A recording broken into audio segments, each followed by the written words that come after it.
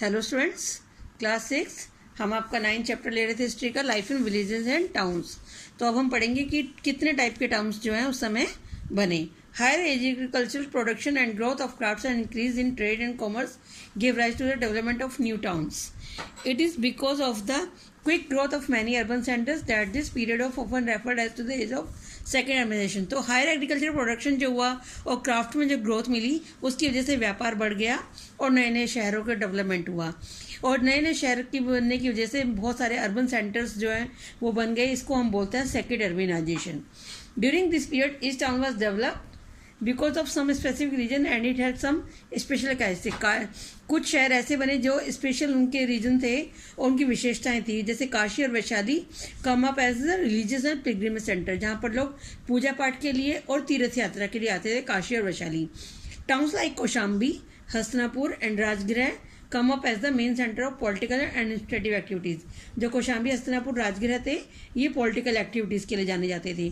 Some towns were specially developed in for trading purpose. कुछ शहर trading purpose से थे और वहाँ पर जो थे वो गाँवों का जो सरप्लस फसलें आती थी वो वहाँ पे बेची जाती थी. Literary text of this period mention many towns. उस समय की जो पुस्तकें हैं उनमें भी बहुत सारे टाउन्स के बारे में लिखा गया है, जैसे कौशाम्बी, वैशाली, उज्जैनी, पाटलिपुत्र, हस्तिनापुर, मथुरा, राजगृह, बोधगया, आर्किमेडू, तक्षशिला. और आर्कियोलॉजिकल एविडेंस जो है वो उस समय के जो है वो भी हमें उस पीरियड के टाउन्स के बारे में बताते हैं. ब्रोथ, सोपारा, ताम्रलिप्ति जो थे ये ट्रेडिंग सेंटर थे और कुछ शहर जो थे इम्पोर्टेंट इसलिए थे क्योंकि वो फेमस थे बहुत सारी एक्टिविटीज़ के लिए. ऐसे ही एक शहर था मथुरा जो व्यापार के लिए भी फेमस था और रिलीजियस कारण से भी कि कृष्ण की जन्मभूमि थी. Mathura has always been an important town since that period. It was a center for a large number of different activities.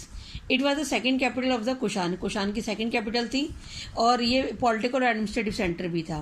Many trade routes पास थोड़ा द मथुरा. मथुरा से बहुत सारे व्यापारिक रास्ते जाते थे जिसकी वजह से ये बहुत एक समृद्ध शहर बन गया.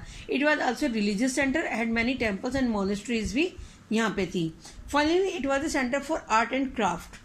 The Mathura school of art grow from air. Mathura art जो है हम दो तरह के आर्ट के बारे में पढ़ते हैं, गंधार आर्ट और मथुरा आर्ट. तो मथुरा स्कूल ऑफ आर्ट जो थी वो यहीं पर फैली. The craftsmen of Mathura produce fine sculptures. उन्होंने बहुत अच्छी मूर्तियों का निर्माण किया. Arikamedu. Arikamedu was a Roman trade centre जहाँ पे रोम के व्यापारी आते थे, which is situated at the south east coast of India. It is near the modern town of Pondicherry. Pondicherry के पास में है और ये इंपॉर्टेंट आर्कियोलॉजिकल साइट थी जो कि डिस्कवर की गई 1930s में और फिर 1940s में British archaeologist Sir Mortimer Wheeler उन्होंने इसको खोदा. Arikamedu was a fishing settlement and a coastal trading centre.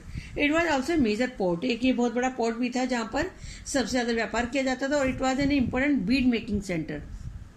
It was a prosperous settlement and allowed its prosperity to a thriving trade with Roman Empire. Roman empire की वजह से, व्यापार की वजह से इसने अपनी समृद्धता को प्राप्त किया. Textile, beads, semi precious stones, glass shells, bangles, ये सब जो थे यहाँ पर ये मेजर एक्सपोर्ट के आइटम थे. इम्पोर्ट आइटम्स जो थे वो थे wine, olive oil, glassware, pottery, gems. और ruins of a building that was perhaps a warehouse has been executed. यहाँ पर बहुत तरह की बिल्डिंग भी मिली है जो उस समय यूज की जाती थी. This ancient settlement is believed to have emerged an important port under a powerful South Indian dynasty known as Cholas. Cholas के समय में ये एक इम्पोर्टेंट वो थी, पोर्ट था. Some important information about this port has been derived from archaeological sources and Madurai the seat of Sangam literature. और उस समय की आर्कियोलॉजिकल सोर्सेज जो हैं उनसे हमें इंफॉर्मेशन मिलती है. मदुरई जो थी वो भी संगम लिटरेचर की सीट थी जहाँ पर संगम लिटरेचर के बारे में, संगम लिटरेचर में डिटेल्स मिलती है मदुरई के बारे में. भृक्षु का जो थी ये एक वेस्ट कोस्ट था गुजरात में. It was an important part of the sub continent. It was the point of transaction for trade with West Asia. West Asia से, पश्चिमी एशिया से व्यापार जो गुजरात के रास्ते किया जाता था. The merchants who traded here were very rich. They traded mostly in products like medicinal herbs, spices, ivory, cotton, silk और परफ्यूम. इन सब चीज़ों का वो व्यापार करते थे. These were the important items of export. The other important items जो थे वो थे topaz, gold, silver, wine, tin, lead and glass. Surat जो थी गुजरात में, वो हमेशा अपनी टेक्सटाइल इंडस्ट्रीज के लिए जाना जाता है। आज भी सूरत का कपड़ा मशहूर है। तो मेडिवल टाइम से ही ये अपने सूरत जो है टेक्सटाइल के लिए जाना जाता रहा है।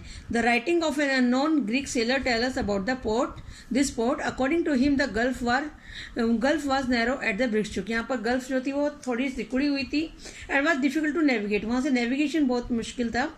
तो the kings often employed skilful fisherman, इसलिए राजा जो थे बहुत अच्छे मछुआरों को रखते थे जो वहाँ पर शिप को ले जा सके।